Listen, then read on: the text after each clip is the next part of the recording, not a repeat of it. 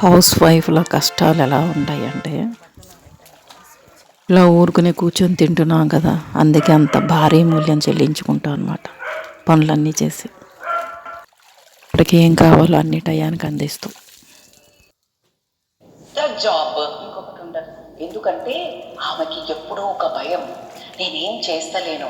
ఆవిడ పడే ఆ ఆందోళన, ఆ బాధ అంతా ఇంత ఉండదు. నేనేం చెయ్యట్లేదు, నేను ఊరికే కూర్చొని తింటున్నానేమో, వీళ్ళందరికీ చెయ్యాలి అనే ఒక బానిసత్వము, బంధంతో కూడిన బానిసత్వంతో కూడిన భయం అయితే ఉంచడం అయితే జరుగుతుంది.